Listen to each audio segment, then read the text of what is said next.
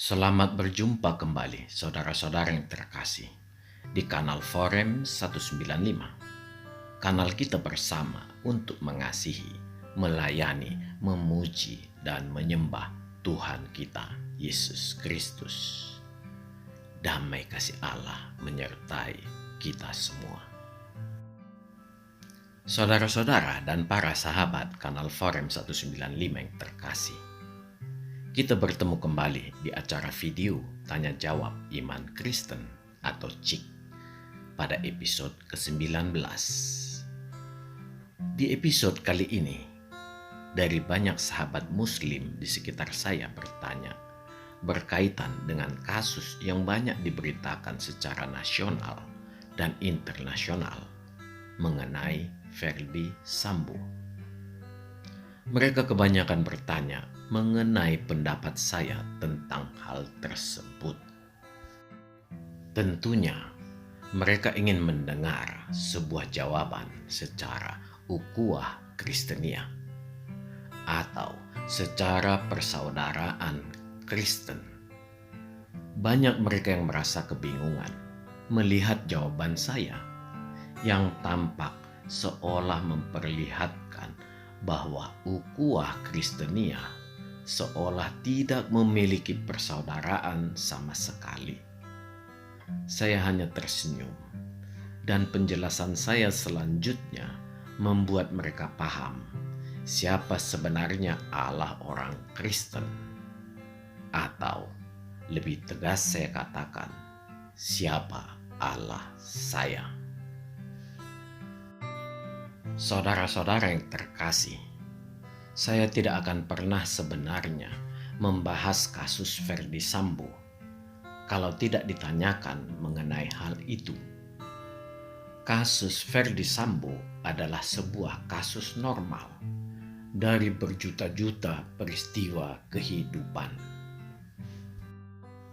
Banyak kasus yang lebih sadis dari ini, terlebih bila kemungkinan terseret mafia perjudian. Rasanya, ke lubang semut pun akan dikejar mafia. Karena itulah, kasus ini bagi saya adalah kasus biasa yang bisa terjadi pada siapa saja. Jadi, tidak ada kaitannya dengan marga Sambo atau agama Ferdy Sambo, suami istri, atau bahkan keterlibatan orang Kristen di dalamnya yang begitu banyak.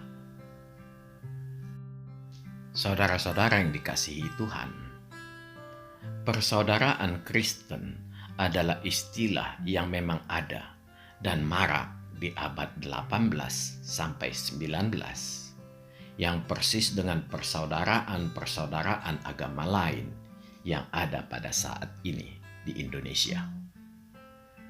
Suatu bentuk persaudaraan yang tidak sama dengan pengertian di Alkitab. Persaudaraan Kristen pada saat itu merupakan sebuah komunitas yang eksklusif. Segala tatanan adalah bentukan kelompok ini sendiri. Jadi, keberadaan kelompok-kelompok agama yang eksklusif saat ini banyak muncul di Indonesia sebenarnya bukan hal yang mengejutkan bagi orang Kristen. Tetapi orang Kristen sudah lebih dahulu mawas diri, dan agama Kristen sudah meninggalkan itu semua. Tujuan mereka ini adalah menjaga kemurnian kelompoknya.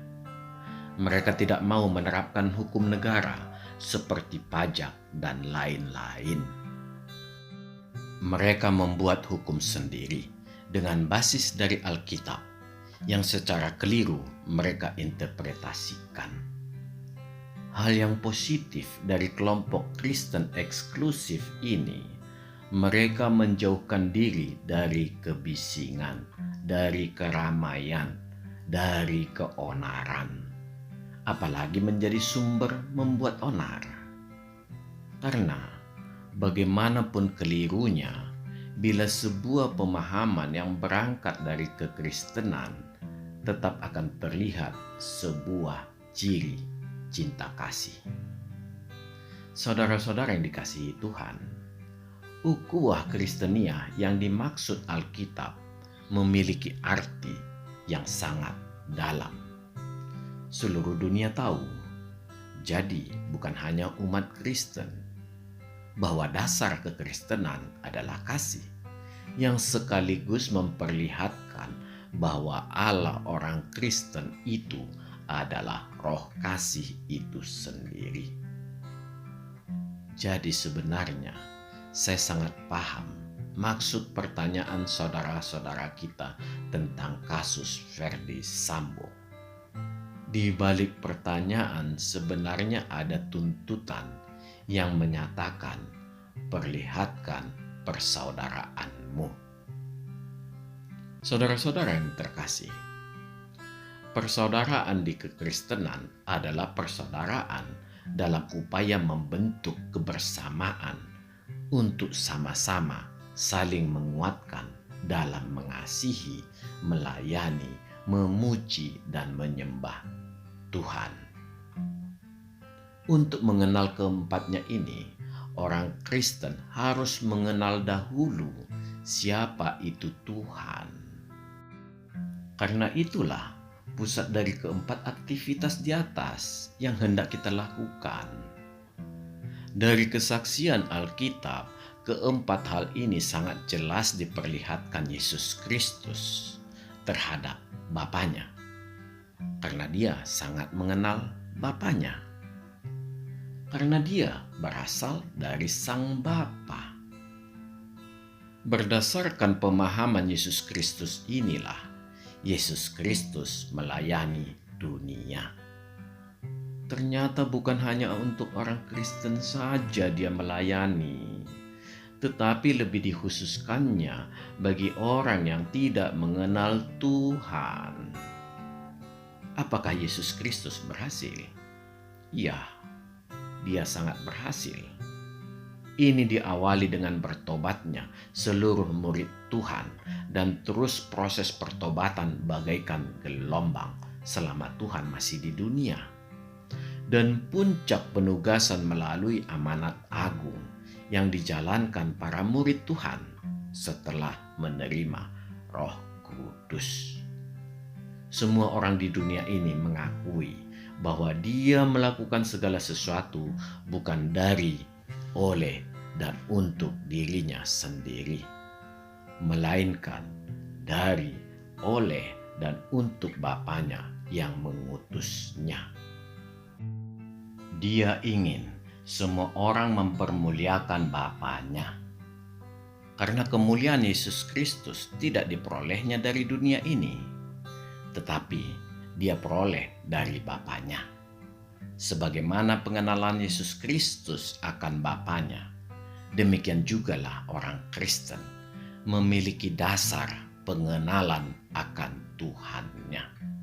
Inilah sebuah kekuatan agar mampu melayani.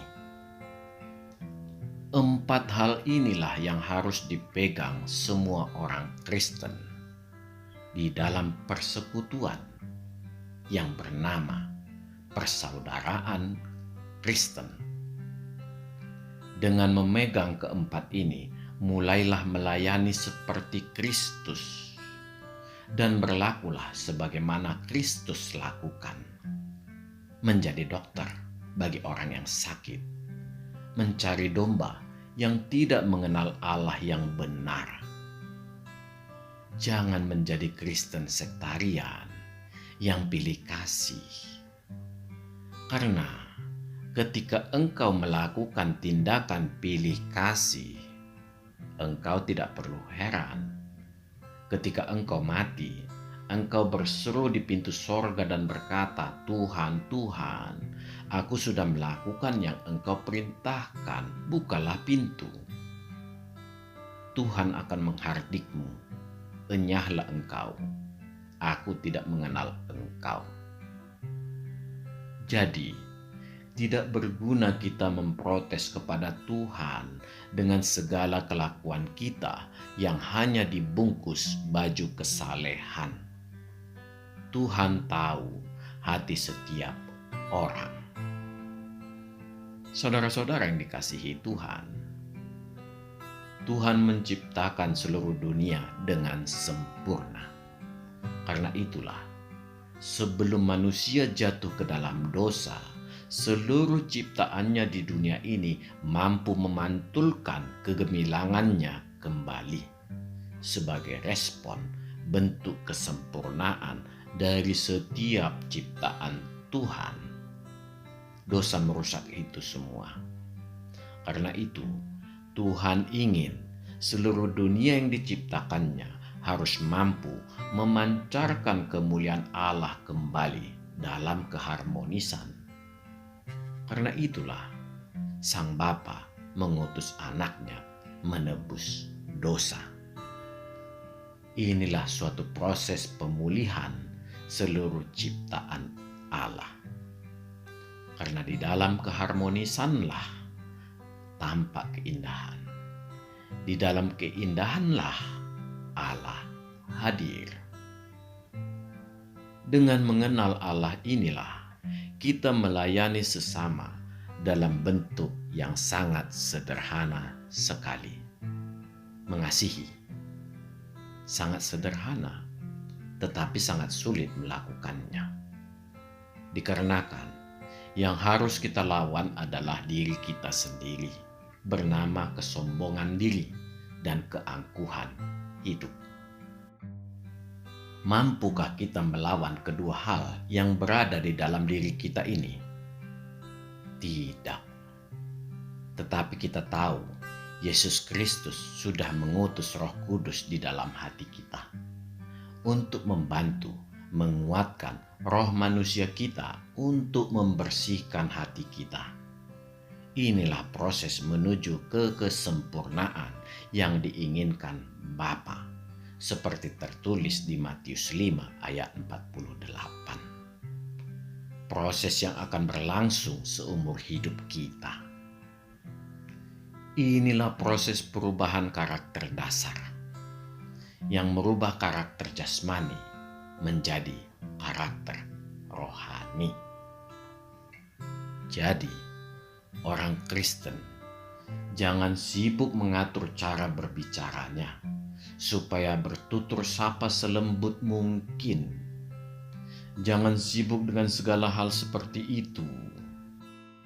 Percayalah, bila itu engkau lakukan, Tuhan akan semakin tidak mengenal dirimu. Engkau tetap menjadi orang dengan hati yang lama, dengan casing yang baru. Bukan itu yang dimaksud Alkitab dengan lahir baru. Lahir baru adalah kehidupan yang kita tempuh di dunia nyata ini, semua mengarah dengan memenangkan rohani kita, dengan mengalahkan keinginan jasmani. Tanggung jawab hidup di dunia ini sama saja, atau mungkin lebih berat, karena iblis akan semakin gencar menggoda. Tetapi cara pandang kita yang sudah berubah akan menguatkan kita. Sifat luar jangan pernah kita atur-atur terus-menerus. Itu tidak akan pernah berhasil. Biarkan Roh Kudus dari dalam hati kita yang merubahnya. Karena Tuhan memerlukan hati yang berubah. Allah ingin memenangkan hati kita, bukan mengatur tingkah laku kita. Di dalam kekristenan tetap ada sikap ketegasan yang memperlihatkan integritas. Jangan hilangkan itu. Ingatlah bahwa Allah kita juga berintegritas. Sekali lagi, karakter luarmu jangan engkau setting untuk berubah kalau tidak dilakukan oleh Allah sendiri.